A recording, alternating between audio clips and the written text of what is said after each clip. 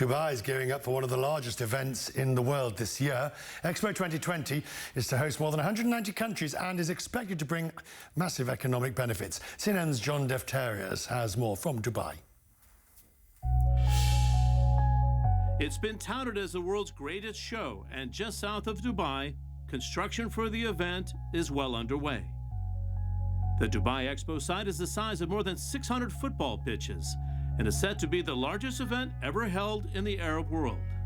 Over 6 months, starting from October, 192 countries will showcase culture and innovation. It is promising to display incredible architecture, cutting-edge infrastructure, and never-seen-before technology. With 25 million visits expected, it's pegged to bring a major boost to the economy. According to an independent report from global consultancy firm Ernst & Young, between 2013 and 2031, it will lift the country's economy by more than $33 billion, support the creation of over 900,000 jobs. And during the event, it will contribute 1.5% to the annual GDP of the United Arab Emirates. Different sectors have believed or estimated to benefit from this economic boost, namely the retail industry, the F&B, the aviation, construction. And it's the hotel and hospitality sectors that are some of the top industries to benefit most.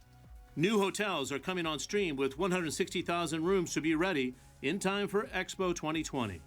And a luxury hospitality group with 11 hotels across Dubai, including the famous Burj Al Arab, says it's ready. At Jumeirah, we're getting ready for Expo 2020, and we know that the Burj Al Arab will be one of the most iconic and visited hotels within the marketplace. We've introduced a whole team of talented new chefs, many of them with Michelin-star backgrounds, so that we know we can wow all of our visitors. In addition, we've enhanced the number of our properties with complete renovations. By hosting this global event, the UAE hopes it will leave a lasting economic legacy and raise Dubai's international profile as a leading tourist destination. John Defterios, CNN, Dubai.